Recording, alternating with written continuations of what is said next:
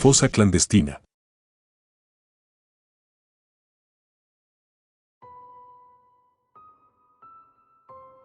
Puede que el terror y la repulsión de la ciencia ficción nos dejen dormir, pero estoy seguro que, si les dijera que hoy mismo podrían estar portando larvas adentro de sus poros, ni siquiera serían capaces de cerrar sus ojos por un par de minutos. Advierto que la enfermedad de la que estoy por hablar es real, así como una de las más bizarras que se podrían llegar a padecer, y su nombre es miasis, cuya palabra no les recomiendo buscar en imágenes, ni mucho menos en videos. Hace 3 meses, comencé a trabajar como velador alrededor de todo un municipio. Se suponía que la función de mi trabajo consistía en pasar las noches en vela, recorriendo las calles para asegurarme que todo se mantuviera en orden. Por desgracia, más pronto que tarde me vi ante las tentaciones de la corrupción, y aquello fue algo que terminó por devorarme en cuerpo y en alma.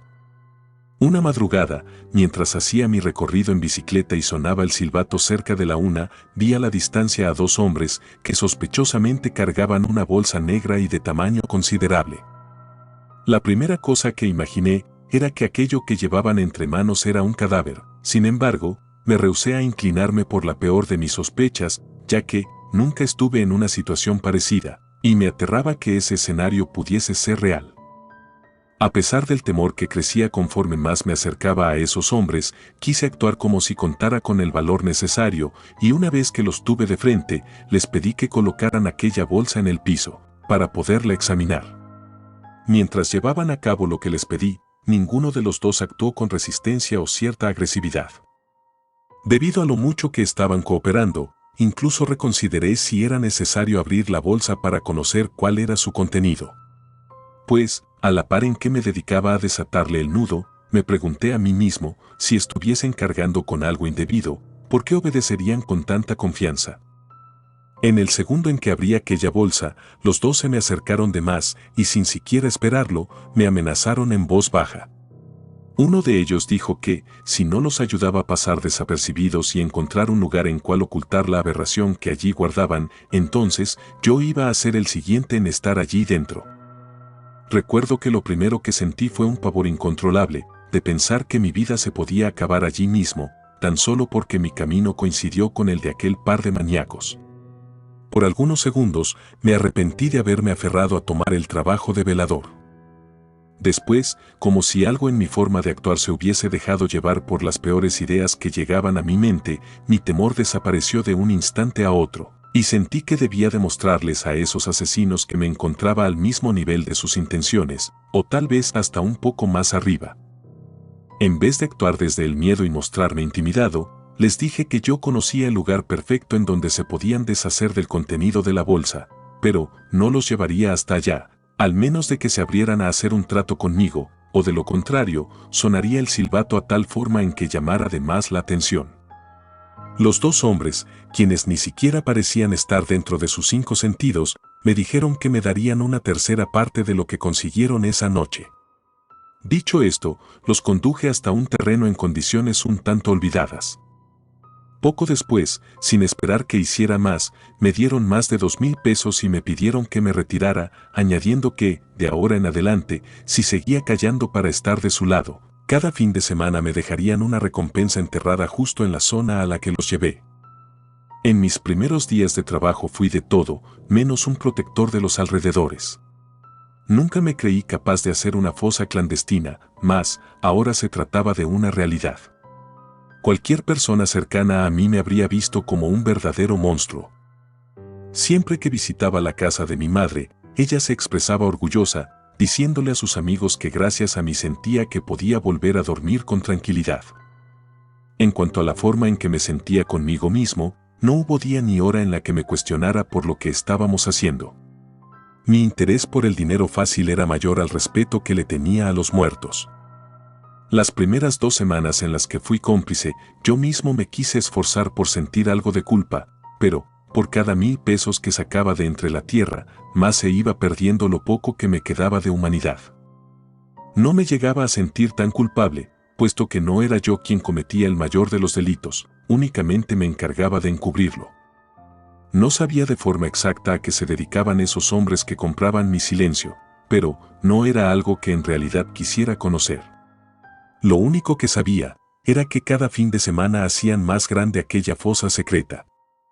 Cada mañana de sábado, en la que me ponía a escarbar entre la tierra para sacar los billetes, el lema que me repetía sin cesar era: no hay mal verdadero que causen los muertos. En uno de esos sábados en los que me arrodillé sobre la tierra de esos muertos, encontré el triple de lo acostumbrado. El escenario era una completa porquería, mas era capaz de soportar la tierra, las arañas y la infestación de moscas por mera avaricia. Desde aquella ocasión en que me encontré más dinero de lo acostumbrado, cada tanto me parecía escuchar risas de una multitud sin que hubiera alguien.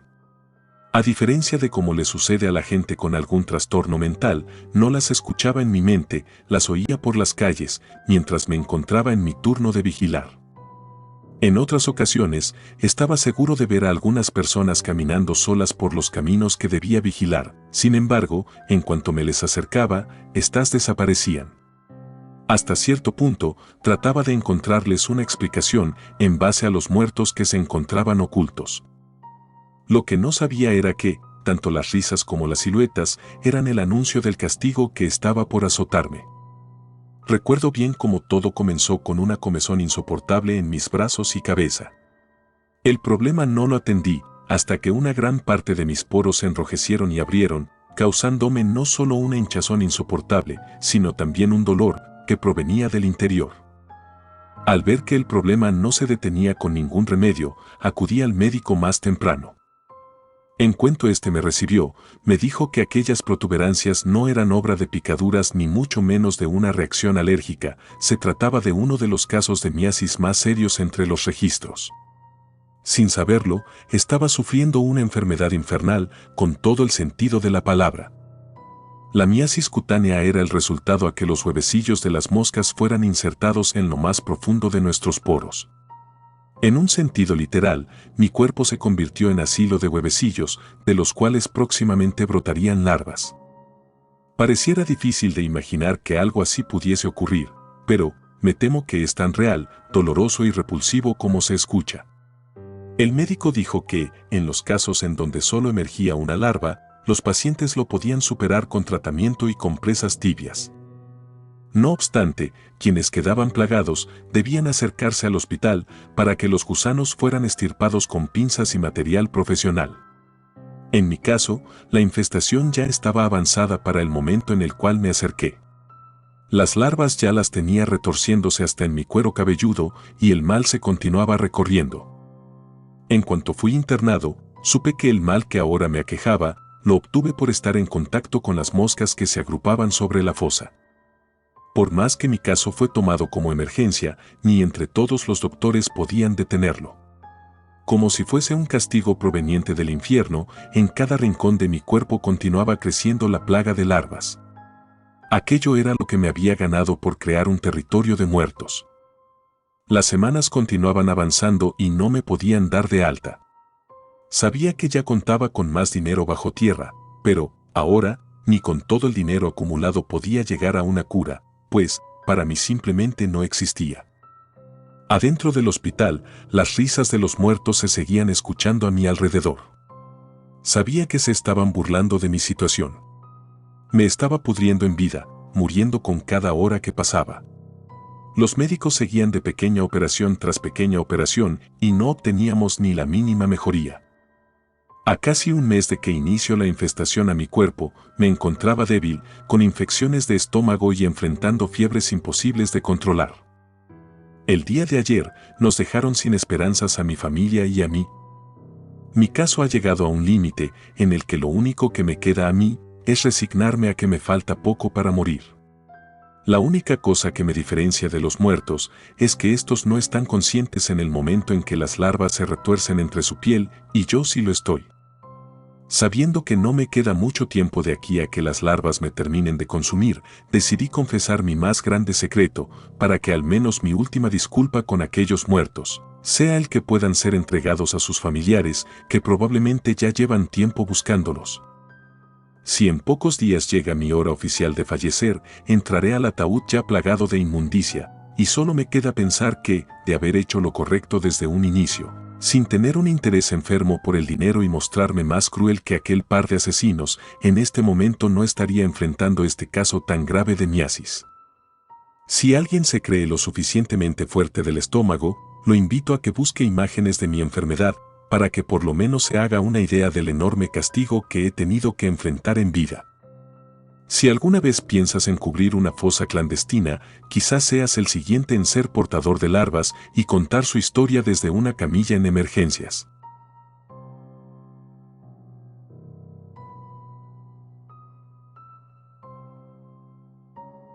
Velador en un hospital.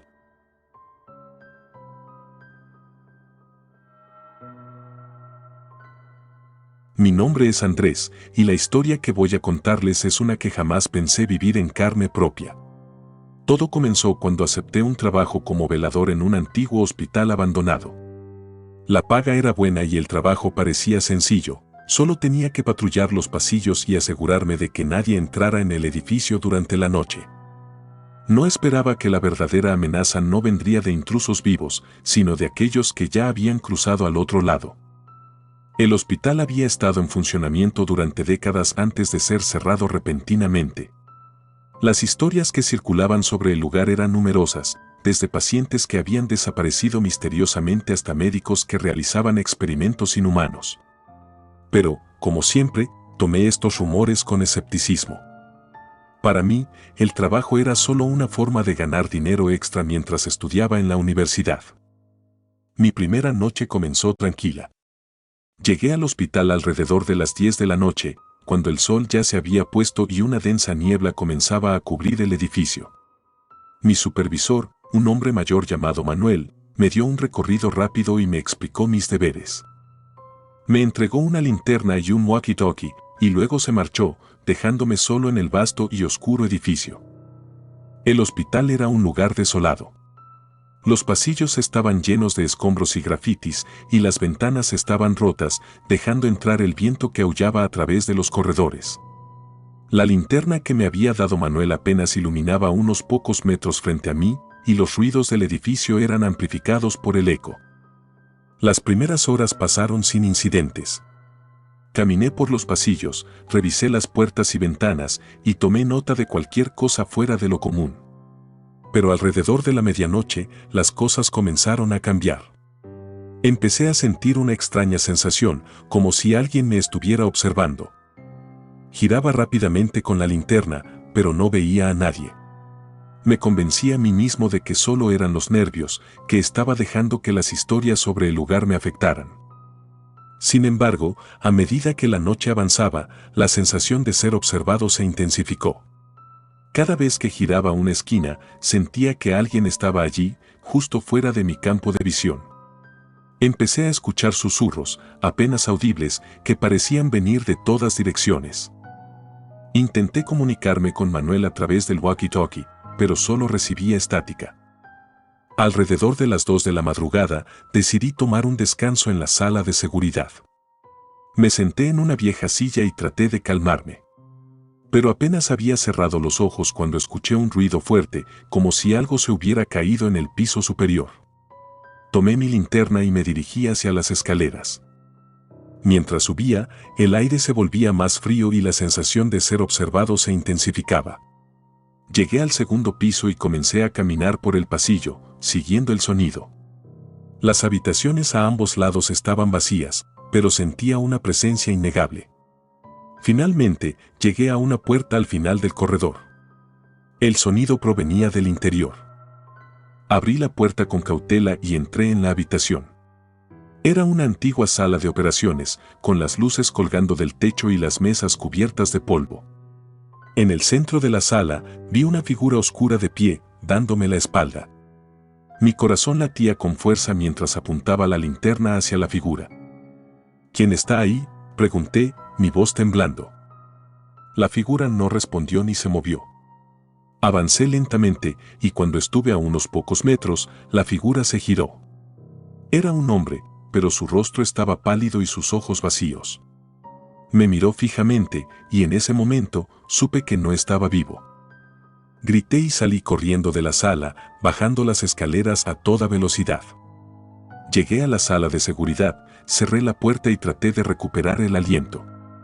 Mi mente estaba en caos, tratando de entender lo que había visto. Sabía que no podía haber sido real, que debía haber sido una alucinación causada por el estrés y el cansancio. Pero entonces, escuché pasos en el pasillo fuera de la sala de seguridad. Eran lentos y pesados, y se acercaban cada vez más. Me acerqué a la puerta y miré por la pequeña ventana. Lo que vi me dejó paralizado de terror. No era solo una figura, sino varias. Eran sombras oscuras, con ojos vacíos y rostros pálidos, moviéndose lentamente por el pasillo. Venían hacia mí, y supe que no eran de este mundo. Eran los espíritus de aquellos que habían muerto en el hospital y estaban enfadados, buscando venganza por sus muertes. Tomé el walkie-talkie y traté de comunicarme con Manuel de nuevo, pero solo recibía estática. Sabía que no podía quedarme en la sala de seguridad, que tenía que salir de allí antes de que esas cosas me encontraran. Abrí la puerta y corrí por el pasillo, tratando de encontrar una salida. Mientras corría, las sombras me seguían, susurrando y riendo de una manera macabra. Cada vez que miraba hacia atrás, veía sus rostros vacíos, llenos de odio y sufrimiento. Finalmente, llegué a la puerta principal del hospital y la abrí de golpe, saliendo al aire frío de la noche. Corrí hasta mi coche y arranqué el motor, conduciendo lo más rápido que pude lejos de aquel lugar maldito. No paré hasta llegar a mi casa, donde cerré todas las puertas y ventanas, temiendo que esas sombras me siguieran. Esa noche no pude dormir. Cada vez que cerraba los ojos, veía esos rostros pálidos y esos ojos vacíos, mirándome fijamente.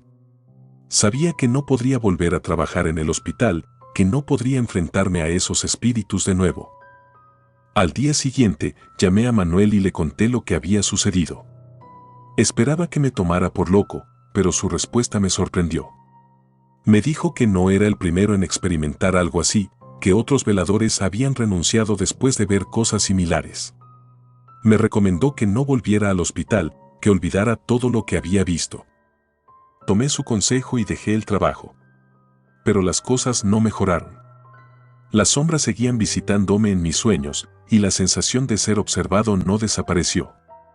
Sentía que los espíritus del hospital me habían seguido, que no me dejarían en paz hasta que encontraran la justicia que buscaban. Unos meses después, decidí investigar más sobre el hospital. Descubrí que había sido cerrado después de una serie de muertes inexplicables y desapariciones. Los médicos habían sido acusados de negligencia y experimentos ilegales, pero nunca se habían presentado cargos. Comprendí que los espíritus estaban enfadados porque no habían encontrado justicia en vida y ahora buscaban venganza en la muerte. Intenté encontrar una manera de apaciguar a los espíritus. Consulté a expertos en lo paranormal, leí libros sobre exorcismos y ritos de purificación. Finalmente, encontré a un médium que accedió a ayudarme. Juntos, volvimos al hospital y realizamos una ceremonia para liberar a los espíritus atrapados. El médium recitó oraciones y encendió velas y sentí como el aire en el hospital cambiaba. Las sombras aparecieron de nuevo, pero esta vez no eran hostiles. Parecían tristes y desesperadas, como almas perdidas buscando redención. El médium les habló, prometiéndoles que encontrarían paz y justicia. Después de la ceremonia, las sombras se desvanecieron. Sentí una sensación de alivio, como si un gran peso hubiera sido levantado de mis hombros.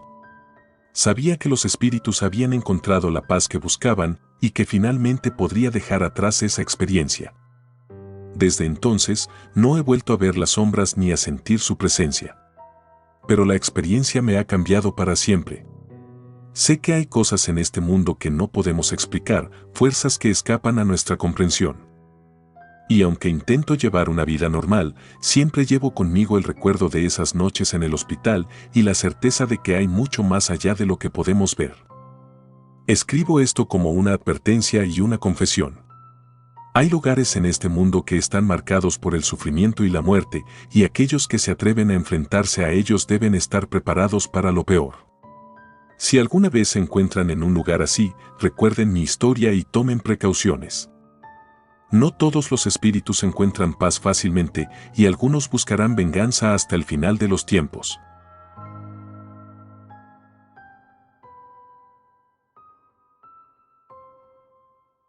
Camino de Flores.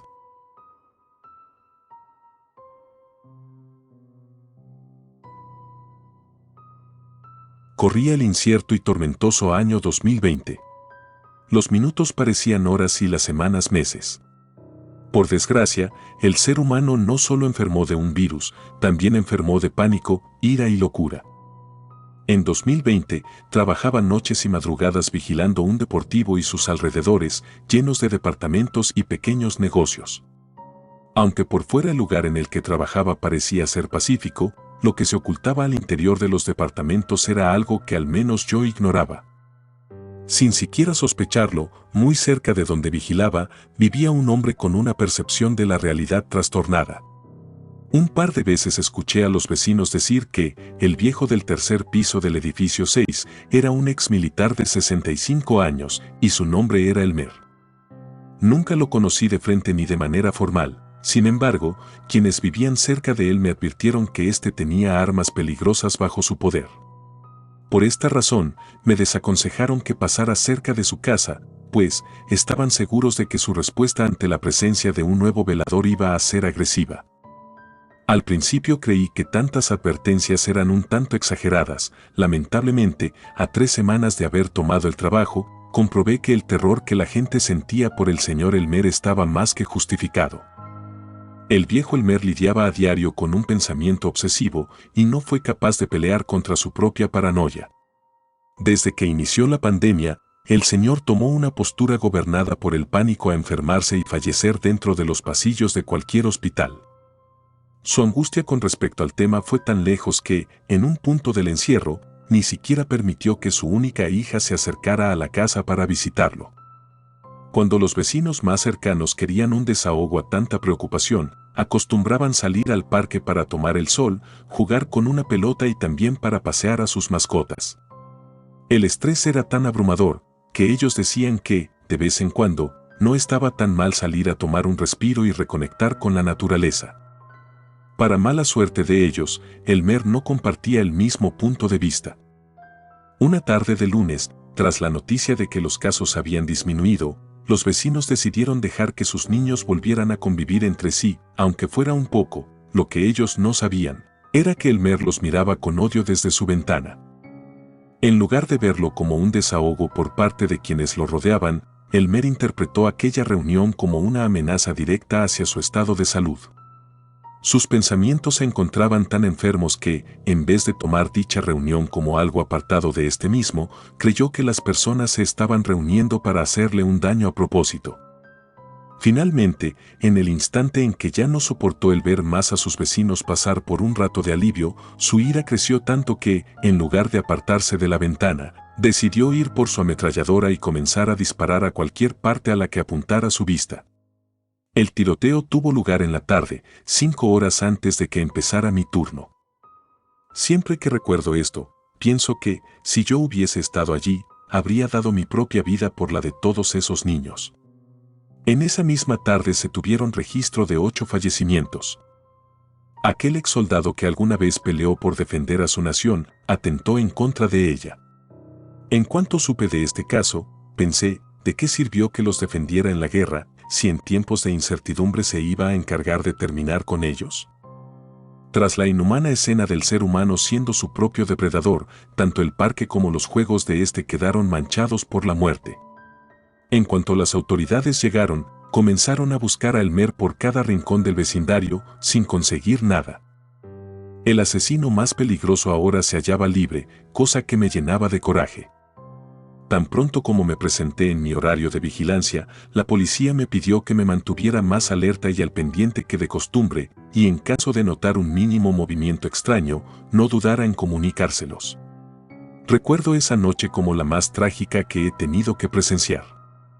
Ya no solo sentía que tuviera que vigilar un espacio, sentía que era mi obligación cazar a ese demente para que se hiciera justicia. Al llegar la madrugada, me adentré a rincones pocos frecuentados que quedaban a la cercanía del lugar de la tragedia. De pronto, a unos cuantos metros de un callejón, me encontré con una clase de camino hecho con flores. Parecía como si alguien se hubiese encargado de destrozar ramos completos de estas, para después dejarlas en el suelo. A pesar de estar confundido, lo quise seguir. Conforme más avancé, noté que las flores frente a mí se iban tornando en peor estado. Pasaban de verse normales a estar deshechas y manchadas por sangre. Lo primero que pensé al ver esto fue que un posible vendedor de flores pudo haber fallecido allí durante el ataque. Antes de que el camino se terminara, alcancé a ver a un par de cuerpos en el callejón.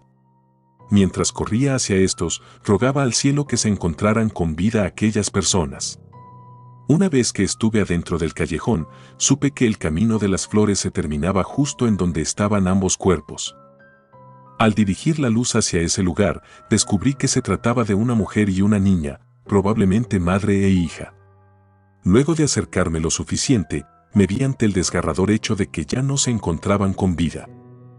La cantidad de muertos por el ataque creció por 2 números, lo cual ya dejaba al menos un total de 10 fallecimientos, muertes sin sentido y bajo condiciones grotescas. Antes de que la policía se encargara de levantar ambos cuerpos, noté que la pobre niña se había quedado con una lista de direcciones entre las manos.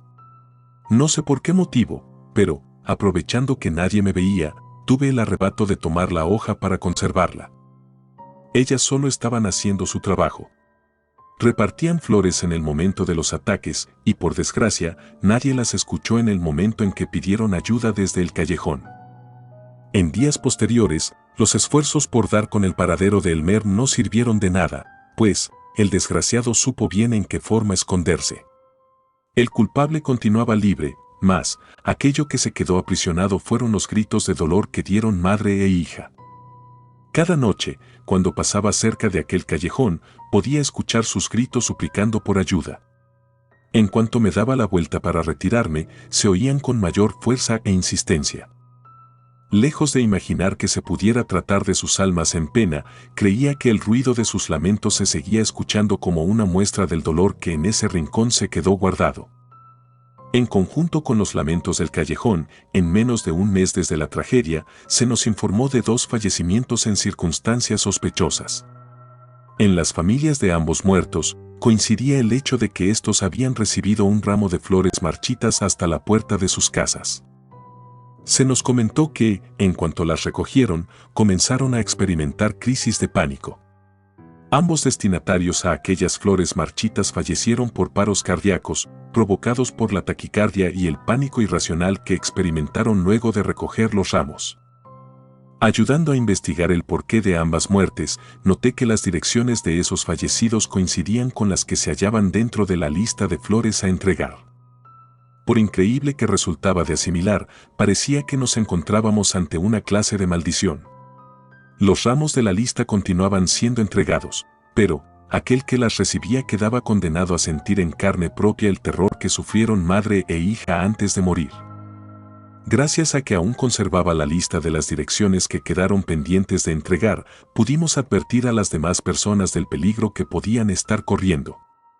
En días posteriores, tal y como lo esperábamos, aparecieron dichos ramos marchitos en sus puertas. A uno de estos destinatarios se le ocurrió prenderles fuego a las flores mientras rezaba una plegaria para que ambas pudieran seguir con su camino sin compartir de su dolor a quienes habían solicitado sus servicios. Una vez que los ramos marchitos terminaron de ser entregados, las tormentosas agonías de los 10 muertos se vieron reflejadas en la naturaleza de aquel parque en donde ocurrieron las demás muertes. Ni siquiera habíamos llegado al mes de abril y las hojas de los árboles ya se empezaban a caer. Era como presenciar un segundo otoño, lleno de dolor y pesar por todas esas muertes. En otra de esas noches en las cuales pasaba por enfrente del callejón, tuve la idea de dejar en el piso un ramo de flores en perfecto estado, que yo mismo conseguí. Pensé que, quizás, después de una muerte ocasionada durante la entrega de flores, ya era momento de que éstas recibieran las propias. Desde que coloqué el primer ramo, otras personas de alrededor quisieron hacer lo mismo, y solo hasta que el espacio quedó lleno de flores frescas, las hojas de los árboles se dejaron de desprender. En tiempos actuales, hablar del ataque provocado por Elmer significa echar un vistazo hacia atrás y recordar una de las matanzas más absurdas e injustas cometidas por una sola persona. Aunque nunca pudimos encontrar a aquel exsoldado, al final tuvimos un pequeño indicio de lo que pudo pasar con este.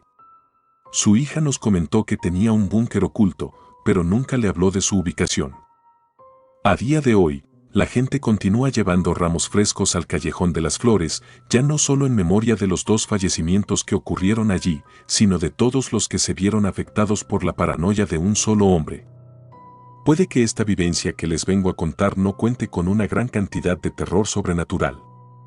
Sin embargo, a mí lo que más me ha generado miedo a partir de los ataques es el hecho de comprobar que nunca estaremos del todo seguros de con qué clase de personas es que estamos compartiendo nuestro espacio. Puede que nuestro vecino de a un lado tenga el deseo de hacernos daño y nosotros simplemente lo ignoremos, porque aquello que pasa tras las puertas de una casa ajena siempre será un misterio.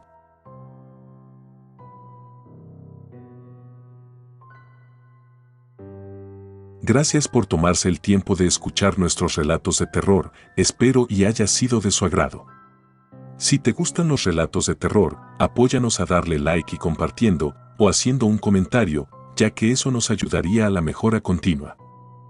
Si aún no estás suscrito o suscrita, los invito a que lo hagan para que no se pierdan de los mejores relatos de terror de Lamentos de la Noche. Gracias por el apoyo y buena vibra.